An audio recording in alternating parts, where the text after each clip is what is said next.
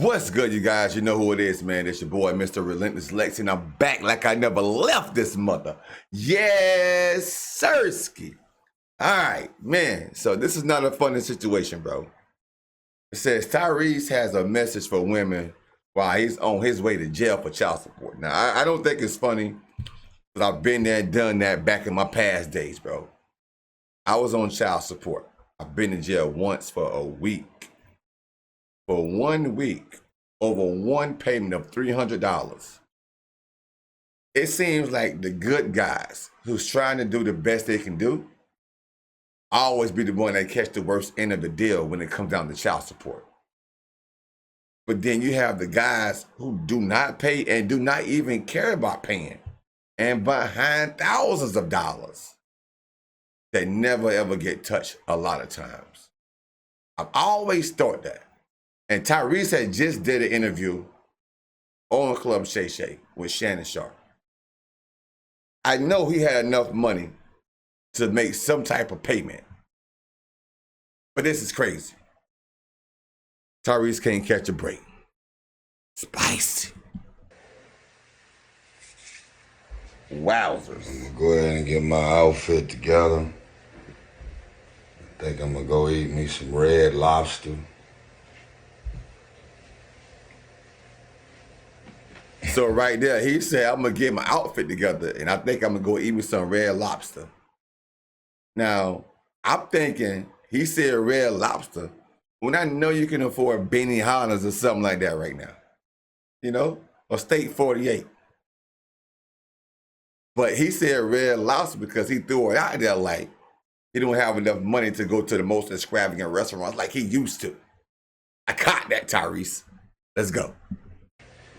I ain't never been arrested, never went to jail in my life. Never. Why? Because I don't do anything illegal. But you don't pay your child support. I want to send this message out to all of the fathers. This is not man versus woman. Make sure I say that. Take all that shit off the table. What I love right now is that from all of the interviews that I've been doing, all of the women who are probably always going to see things through the lens of a woman, feminist, women's group, you know, it's like, I don't care if the woman is wrong. I don't care what she doing. What's she asking for? What's she trying to get in alimony, trying to crack the prenup, trying to get this for child support? I don't give a fuck how wrong she is. Most women are always going to see things through the lens of women. So I feel like we're in a real place right now where I could not be more proud of the women that have been vocal and outspoken about all of this goofy shit that my ex is doing and still doing. As a matter of fact, both of my ex. Now, I know y'all are quick to say, playing victim, gaslighting, manipulation, narcissist. They gonna put all kind of shit on you to make sure that whatever they decide to believe about you is what they want to believe because what? I was born a man. I got it.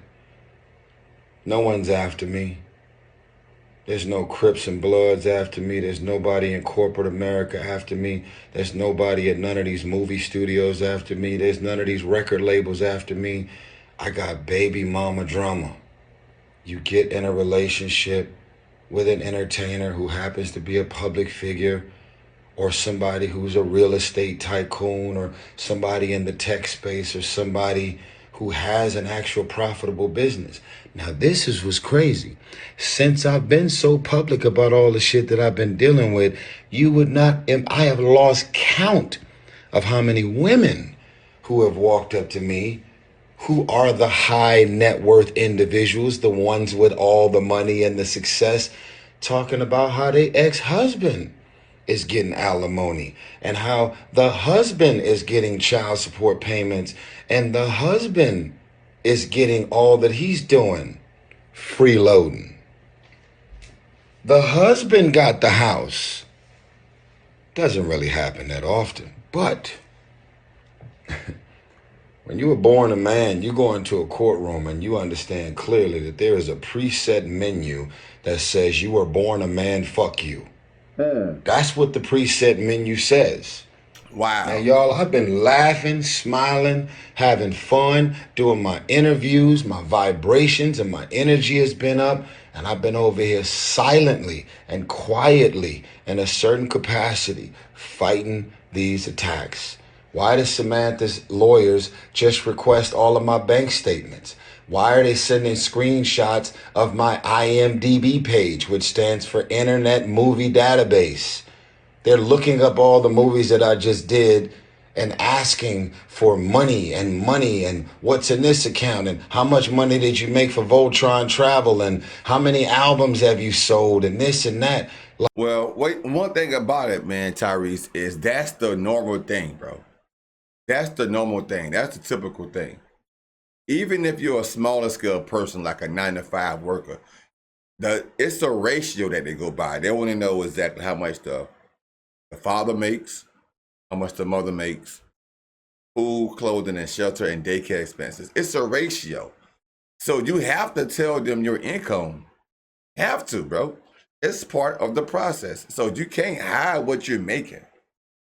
You have to tell them, and they require certain documents.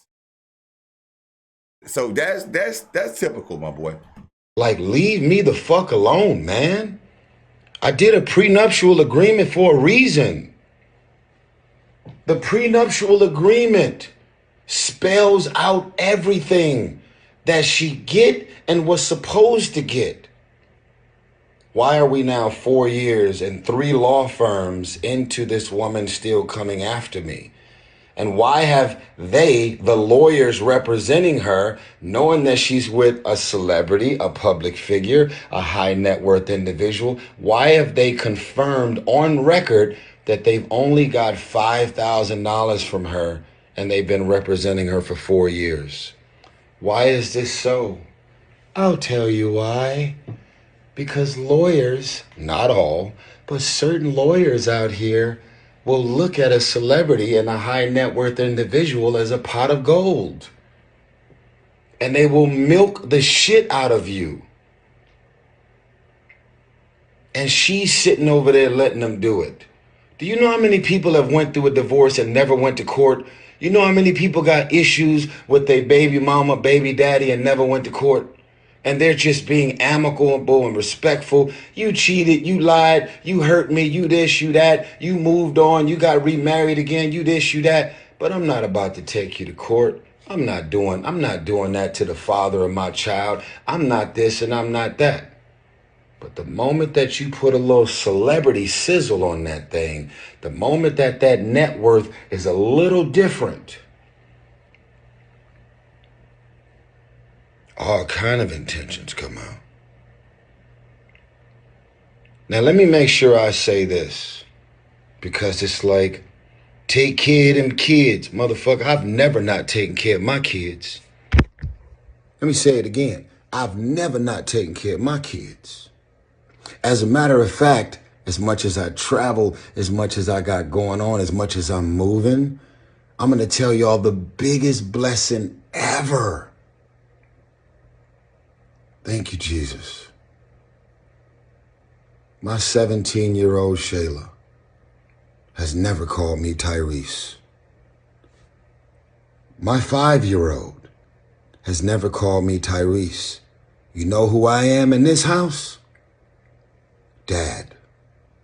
And when they refer to me when they not with me, they say that's my father. I am dad. And you know why I'm dad?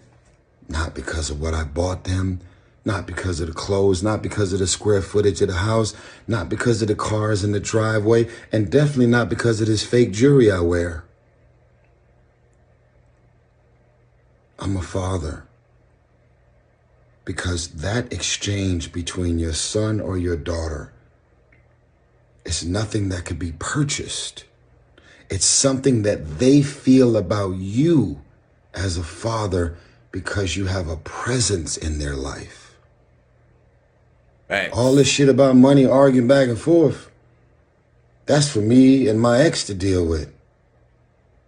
But when it comes to my kids, my babies, they've never wanted for anything. But I can't stop their mothers from coming after me for more. My mama, rest in peace. My mama didn't raise no fool. And my mama didn't raise anybody that would just lay down and take whatever somebody wants to dump on me. Now, it's funny how I get along with everybody. You don't see me doing no interview. Even when it came to little random ass shit I was dealing with in the past with Tank and Genuine. Man, come on, man. That's like laughable. We do have some concerts coming up, by the way, with BBD, Silk, and Tevin Campbell. So y'all make sure y'all get y'all tickets to support real R&B. That's if they don't lock me up in the morning. I know I'm different. I know I'm doing what most people don't do. I can't even say I'm in fear right now. If he's going to arrest me, I'm just going to say, fuck it, man, get it over with. But the details are very simple. I had one of the most detailed and specific prenuptial agreements in place. And I can talk about this publicly because it's already been addressed publicly. Literally one of the first paragraphs of my prenup. And these are some legal words. It's called contested versus non-contested. And let me break this down for the folks that don't know. When you have a non-contested argument, that means everything about these documents is non-contested. We're not arguing about anything. There's nothing to discuss. There's nothing to go back and forth about. There's nothing to unpack. Everything that's been mapped out in this prenuptial agreement has been spelled out and laid out. She had an attorney to represent her for the prenup, and I had one as well. That's a non-contested prenuptial agreement. They have contested. They have said that there are certain things in the prenup that they don't feel the same way about and they want to change it. And so now they're saying it's a non-contested prenup, and yet there's at least 15 different examples of them contesting the validity of the prenup. And one of the first terms of the prenup says that if you want to argue about anything that has to do with the four corners of these documents that she signed and I signed, you're 100% responsible for your own legal fees. That's what the prenup says. You know, they trying to get me for over $1 million right now for legal fees. What? You know, she's hired 3 law firms. If you want to argue about the prenup, pay for your own lawyers. And when you lose, you got to pay for all of my lawyers. I got one lawyer that's been representing me from the whole time. Incredible, by the way. Tanya Mitchell Graham. In-fucking-credible. If you want to argue about the prenup, that's fine. You're legally able to do so. But when you do so, that paragraph right there says you are responsible for 100% of your own legal fees, which means she's now got 3 law firms. 3 law firms, but she's really got 4. Because all of the legal fees that I've been paying Tanya Mitchell Graham for the last 4 years is all going to Samantha. That's the prenup that we both signed. Wow. But I've been in my good bag, man. I've been laughing. I've been having fun. I've been running around doing all these interviews, man. I just want to tell everybody out there, man, who's gave me their stage and their platform and their podcast, their radio station. I just want to tell y'all, man, y'all could have had anybody on y'all show. Y'all could have invited anybody on there to be on y'all show. Y'all have helped me to promote 1992. It's got an A- cinema score. Man, people are still in the theaters watching 1992 right now. And Beautiful Pain, my album, completely on fire. I heard it's like number 40 or something on the worldwide Apple Music charts, which is crazy. I've never had that. And then my song Wildflower, dedicated to my mother, is still flying. And I'm just trying to be positive, man. I'm trying to like activate some good energy. I've already finished the fucking album and pushed the hardest album I've ever done out. And I just keep getting bombarded by these legals, man. Just last week in LA, some random white lady jumped out the bushes on me and tried to serve me. And I fucking backed up. And then she threw the papers at me and they landed in the street. And I said, ma'am, you never served me. She said, you have been served. She's filming me. And I pull out my camera and I'm filming her. And I said, ma'am, the paperwork is not in my hand. As a matter of fact, you put it all in the street. You're loitering. This is a really nice neighborhood right here. And you got trash all over the street.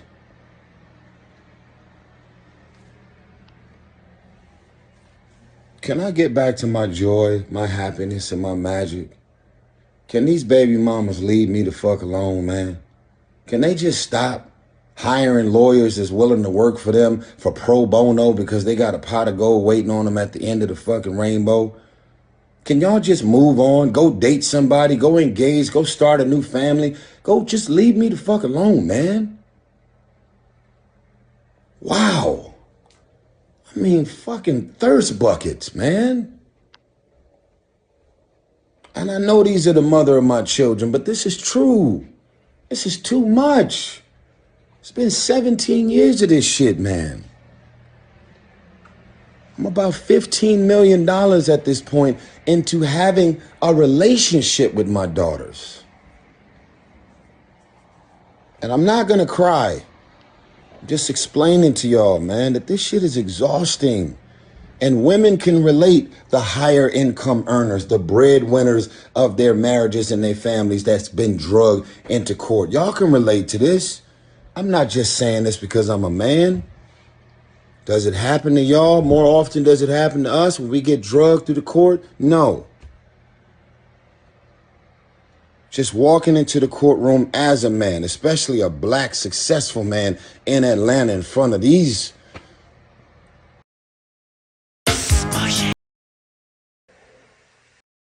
Wow, man. You know what? I know Tyrese, he do cry a lot on social media. But he didn't cry this time. And that was a very heartfelt message from my boy Ty, man. Like he said, man, he like $15 million in. Dang. Bro, I couldn't imagine. Man. That's a lot of money to be paying just to have a relationship with your kids. You know, as far as like when it comes down to providing for them and everything. That's a lot of money, period. But as a man, I've been down so many roads when it comes down to child support on a very smaller scale. And he's right, though. The more you give, the more they want. The more you try, the more they require. So, man, Ty, bro, I pray for your peace, man. I pray for your peace, my boy. And it will come. You just put God first, man. You just put God first and keep doing what you're doing, my boy.